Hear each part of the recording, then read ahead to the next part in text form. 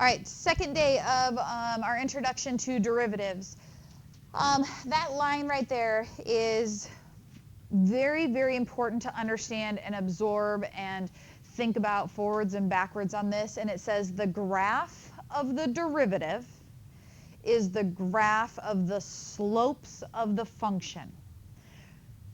Remember what a derivative is. A derivative is the slope of the tangent line, right? So if we are looking at the graph of a derivative, we are looking at the graph of the slopes of the tangent lines, or the slopes of our function. It will take some time. We will have to really work back and forth between derivative and function to really become comfortable with that, because the graph of a derivative kind of just looks like a new function, and remembering the relationship or understanding the relationship between those two, it is going to take some time to get used to.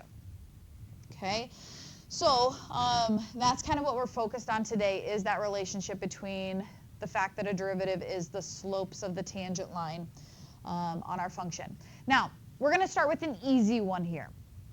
This one asks us to graph the derivative, okay? And they give us this picture right here. This picture, one of the things that you're going to want to make sure that you're doing over time, because you are going to look at a ton of graphs this year and in calculus, is pay attention to the labeling on it. And the labeling on this one identifies this as your function, f of x, okay? So they are telling us that that is f of x. And we are supposed to graph the derivative of that. Well, if f of x is a linear function, and this is a piecewise linear function, right, it is actually a lot easier to do our derivative than we'll see on the next one, where we go away from linear functions here, because we clearly have three parts to this graph. We have this little horizontal piece, the next piece that's heading up, and the third piece that is heading down. And they each have a very easily identifiable slope, right? So let's look at the slope of each of those parts. As x goes from -2 to -1, we would be looking at this piece of graph, and the slope of a horizontal line is 0, right? So from -2 to -1, this graph has a slope of 0. The next piece of graph would be here, that starts at -1 and goes to +1, right? -1 to +1. And we can figure out the slope. We don't know what the function is, but we can figure out the slope by counting. So go back to Algebra 1. How do we count a graph? Remember that it is rise over run, right? So as we look at this, our graph goes up 1, 2, and to the right 1, 2. So 2 over 2 would simplify to a slope of 1.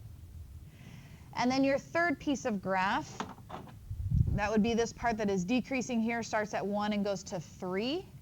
And again, I can figure out what the slope of that one is by counting.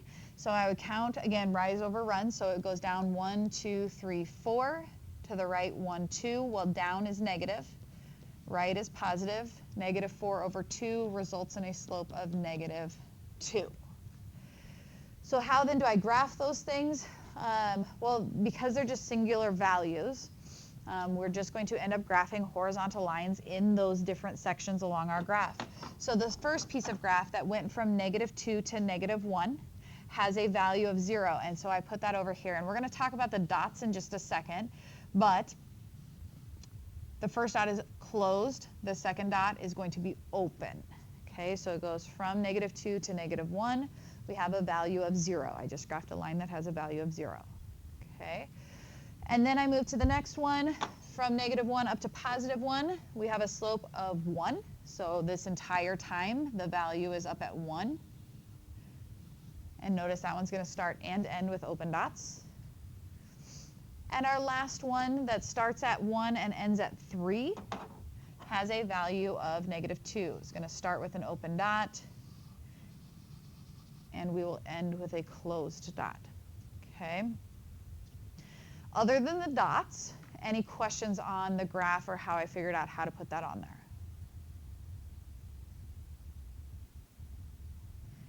Okay, so let's talk about the dots. Remember that a closed dot means we include that point, and an open dot does not.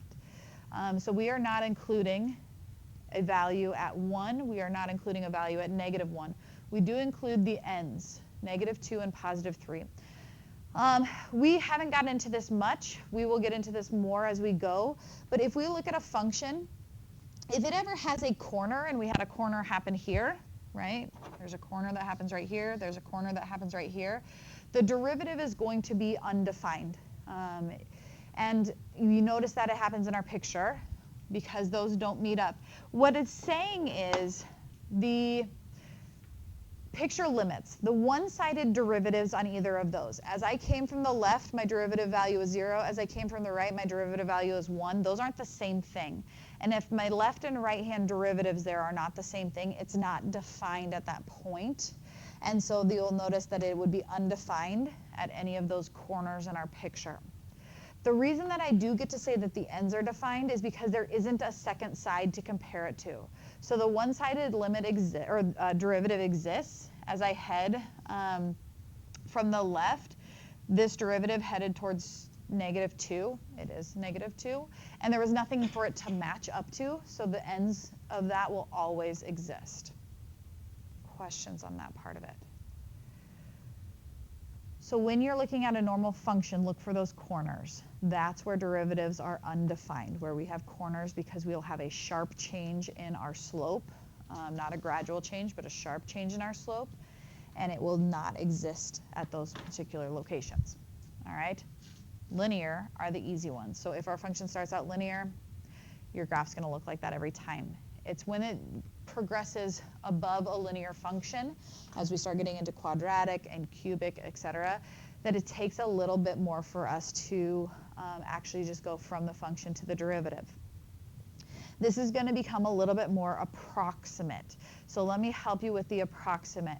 Remember that what we are drawing over here is the slopes of the tangent lines. And so what we're going to do is give ourselves some little tangent lines to look at across that picture.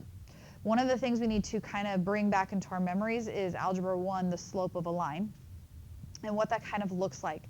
So as I'm trying to estimate the slope of the tangent line, I just want to remind you of what some lines look like. This is kind of your basic slope of 1, up 1 over 1. It's a 45-degree angle. That would be a slope of 1. So that kind of gives you something to gauge off of. Remember that as the numbers get bigger, the slope gets steeper. For example, if I had a slope of 2, that means it went up 2 for every 1 that it goes over. So the bigger the number, the steeper the line. The smaller the number, like a fraction, the less steep the line. So like a 1/2 only goes up 1 but goes over 2. So if it's less steep, less than a 45-degree angle, we're looking at more of like a fraction type. If it's increasing, it's a positive number. If it's decreasing, we'd be looking at a negative number for our slope, right? So kind of putting all that together, we are going to be estimating some slopes as we move across our graph here. So here's what our estimates look like. I would make a table for myself if I were doing this one, where I look at the different x values that kind of go across this graph and estimate in that second column what I think the slope of the tangent line would be there. So for example, if I were to come over here on this graph like -3, the dot for -3 would be somewhere down here-ish, right? And its little tangent line would be right there. That is obviously a positive. So as we are looking at x equals -3, it's got a positive slope, right? And a decently steep positive slope. Isn't that pretty steep? That's obviously over 1. Maybe even over, I don't know, 2 or 3. That's a pretty steep line, isn't it? So, and you can even extend it further if you want to see kind of more what that would be like. That was not a very good extending. Let's try that again. Something like that. And so maybe you can count here. If I were to like kind of measure that, how far does it take to go over 1? I don't know, maybe 3 or 4. Okay, so it's something positive, maybe up at 3. And you kind of work your way across the graph, pick some x values across there. X values that I will for sure always pick are things that happen at maximums and minimums. So like this maximum's happening here at -2. The reason I want to look for maximums and minimums, if I were to draw the line tangent to our graph right here at a maximum or a minimum, isn't it going to be a horizontal line? Okay, and what's the slope of a horizontal line? 0. Where horizontal lines happen, horizontal tangents happen in our function is where zeros of our derivative are going to happen because the slope is 0. At -1, my tangent line would be somewhere in here. Notice that that's a negative number, so it's something negative. It's pretty steep as well. Maybe not quite as steep as this, but that's pretty steep still. Maybe -2. Maybe not quite as steep as 3, but maybe -2, steeper than 1. Okay. At 0, I see a minimum. Again, minimums are going to give us that horizontal. So at 0, we've got another slope of 0. Continuing to move across my graph, 1 would be here. We're back to a positive number and back to a really, really steep line, right? 3, 4, something big. Any questions on how I'm figuring out my numbers for that table? Okay, so now my next step is just to go to where I was supposed to graph my derivative and plot those points. So I would plot the point -3, 3. I would plot the point -2, 0, 1, -2, 0, 0, 1, 3. So we've got like this set of dots here. Now, because this graph was a nice smooth curve with no corners, all of those will be defined. I have no places that are undefined because I didn't have any corners. I just nice and smooth connect all of those together, and it would actually continue on forever. But that would be the graph of my derivative. Okay. Now let's see what we remember from pre-calc and our parent graphs. This would correspond with what type of parent graph? An x to the third, right? And this would correspond with a x squared. Okay, so we went from a cubic down to a quadratic, right? If we flip back here, this straight lines are linear. Linear is an x to the first, right? And horizontal lines are constants. So we will go from an x to the first to a x to the 0. That's a constant, is an x to the 0, right? Do you think that's coincidence? No. That is one thing that can help you, and it's, again, a little bit farther than we're at right now, but as you go from a function to its derivative, your degree is going to go down one, and that's going to help you to be able to understand, okay, if I'm looking at a cubic, this should look like a quadratic. If I was looking at a x to the fourth, my derivative should look like an x to the third. Kind of, if I'm looking at, maybe this was my original function, its derivative should look like a linear, right? It's starting out as a x squared. Its derivative is going to look like an x to the first, and that's always going to happen. And over the next several weeks, we're going to figure out why that's happening and the algebra behind that, but that will show up in your pictures as you're drawing these as well. Any questions? All right. So sometimes we're going to be asked to go the opposite direction. So on this one, look what's given to us. It says graphing a function given the derivative. So this time, the information that is given to us, notice, is f prime. They are telling us the derivative. And the derivative they are giving us is a piecewise function in this one. And it's saying that the derivative is going to equal -3 if our x is less than 1. And it's going to equal 2 if our x is bigger than 1. When you are doing a problem like this, you are going to always be given one more little piece of information, and that one more little piece of information is going to be about the function itself. Notice down here it says f of 0 equals 2. Whatever other little piece of information they give you is where you are going to start. That is the point that is going to center our entire graph. So that is where we start, and that is the point 0, 2. They're telling us that in our function, this is a point that exists. So I would come over to my function and graph 0, 2. That was that little piece of information they gave me. Okay? Our piecewise function is splitting our graph at x equals 1. And they're telling us about the derivative on either side of 1. And so they're saying, okay, if I were to split this graph at 1, the derivative on this side is -3. The derivative on this side is 2. And remember what the derivative means. The derivative is talking about the slope, right? So they're saying that on this side of that dotted line, the slope is -3. And on that side of the dotted line, the slope is +2. And we have one point that is anchoring us so far. This point has to happen. Okay, well, if that point's currently left of that dotted line, and everything left of that dotted line has a slope of -3. So through that point, I'm going to draw a slope of -3. Slope of -3 looks like down 3, 1, 2, 3 over 1, or up 3, back 1, right? And so I know that as it's going this direction, it's going to continue on with that slope of -3. I've now run into where I switch slopes. So now I have to change my slopes because as I try to draw the rest of the graph to the right of this, it should have a slope of 2. So now I'm switching slopes, up 2 to the right 1, up 2 to the right 1, and my graph on this side would have that slope. That's all there is to it. Now, here's the thing that is going to maybe bother some of you out there. I have a closed dot there. Should I have a closed dot there? Yes. I am not going from a function to a derivative right now.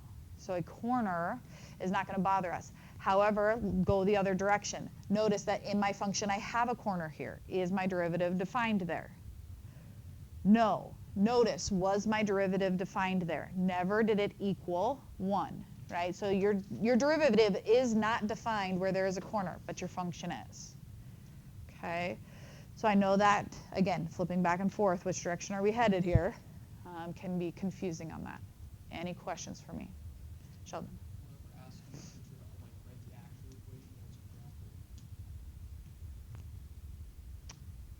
I haven't seen a question like that. We could. We totally could, because from that we could figure out what the slope is, what a point is. We'd have to write that as a piecewise, but we absolutely could. That'd be, I like that question. But no, I haven't seen a question like that before. We are going to write equations of lines today, though, so we will come back to that kind of topic in a little bit. I'm going to give you guys a second to look at this one right here. This is something else that we are going to spend a lot of time on and paying attention to, again, which one are they giving us, which one are they asking us for. In this particular one, it says they are giving us the function. One of these, A, B, C, or D, is its derivative. I want you guys to take a second in your tables and talk about, okay, well, which one could be its derivative, narrow it down to your best option there.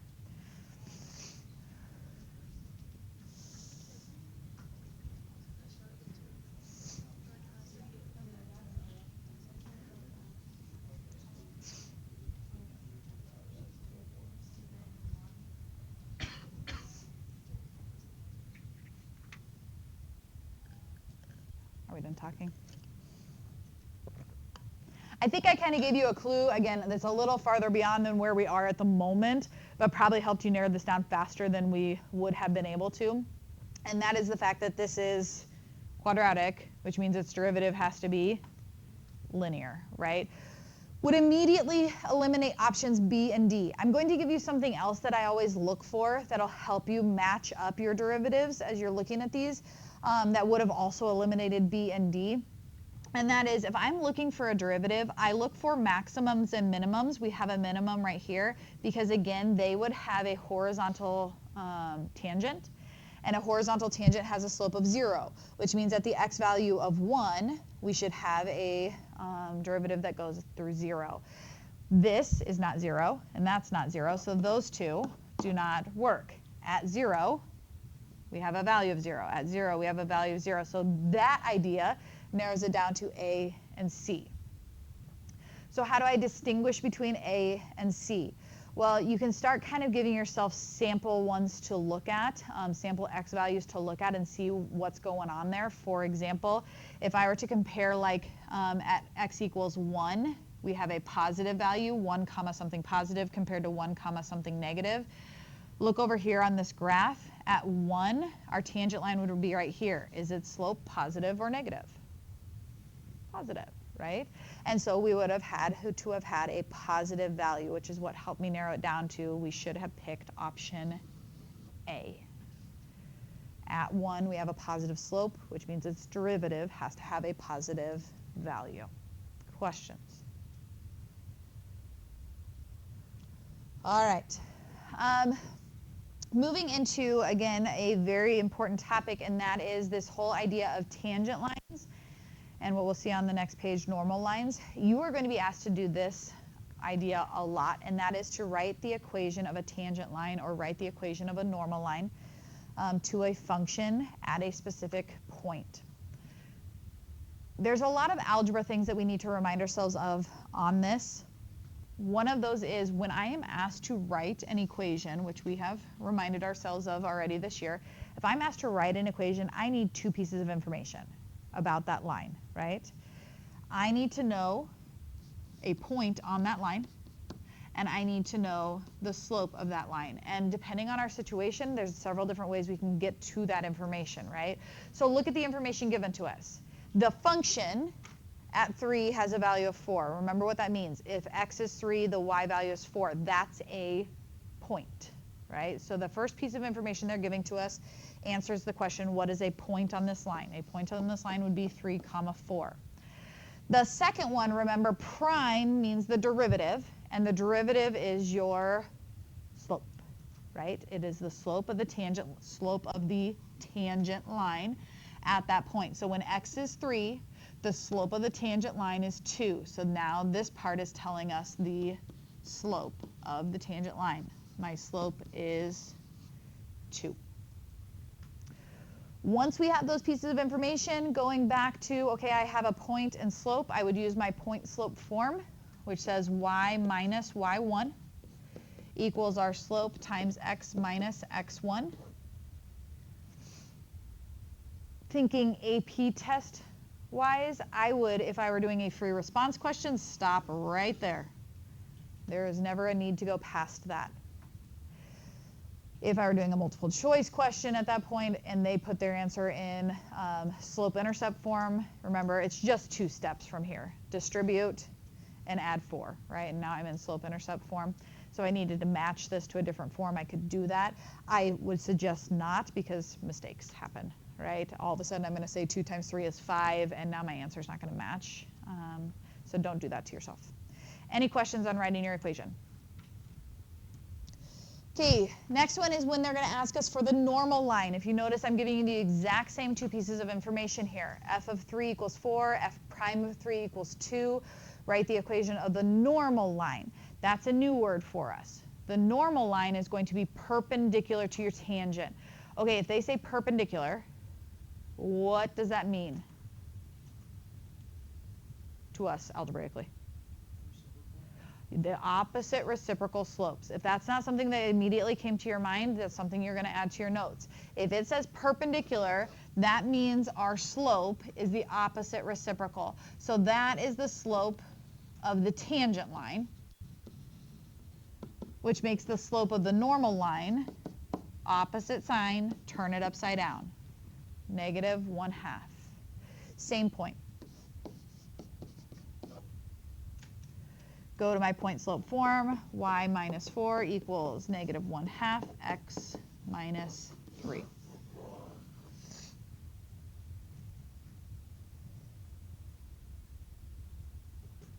Any questions on that?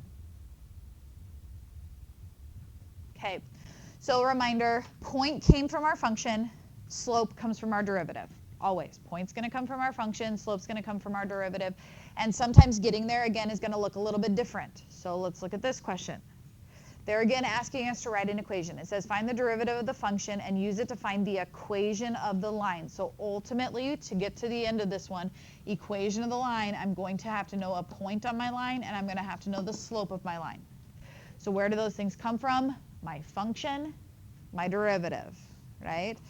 So the first part prompts us to find the derivative, and they're asking us to do this at x equals -2. So this is where we go to what we learned yesterday. How do I find the derivative of a function? I use the formal definition of a derivative.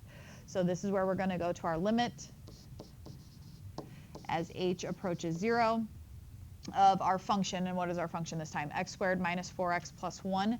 So I'm supposed to write out my function one time. X is going to be -2. So the first time it's going to say -2 plus h everywhere there was an x.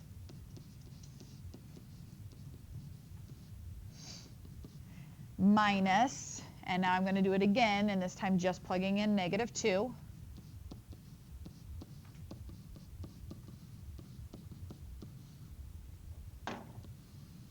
And this is a lot to clean up.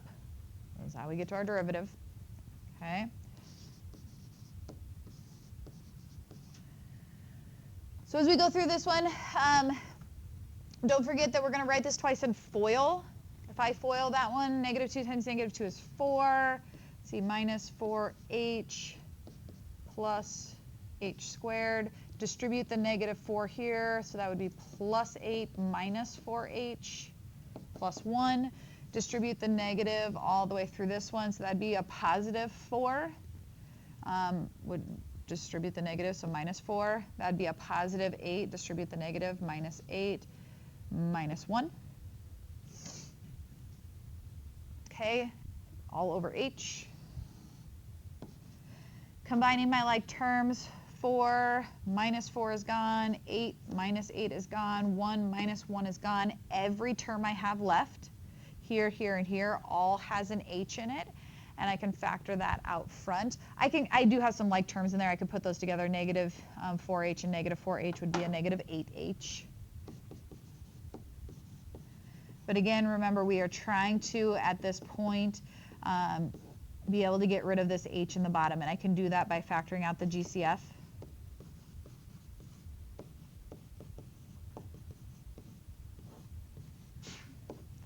And now I can do my direct substitution. So where there's an h, I'm going to put in a 0. And we get a value of -8. That's my derivative, and the derivative is how I find the slope. So all that work, I just found the slope of my line. The point, remember, the point comes from the original function. Your original function is right here. They want us to find this at x equals -2. Well, that's my x value. The y value comes from the function itself, right? So now I'm going to come up here and plug in -2.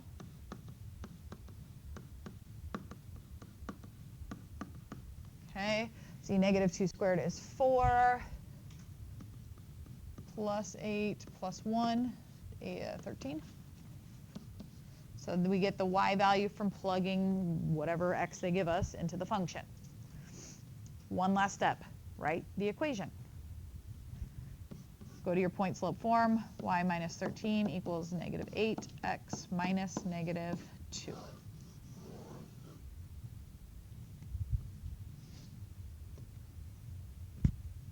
Any questions on that?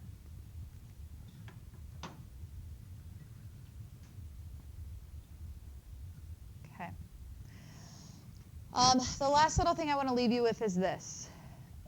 Again, one of the big things I say, calculus is tough because of the algebra. Calculus is also tough because they will ask you to do the same thing 12 different ways. Okay? If you look through this list, these are all phrases we've talked about.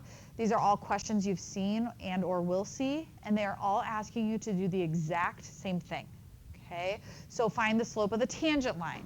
Find the instantaneous velocity. Find the slope of the curve. Find the slope of the derivative, or find the derivative. Find y prime, f prime, dy dx, df dx.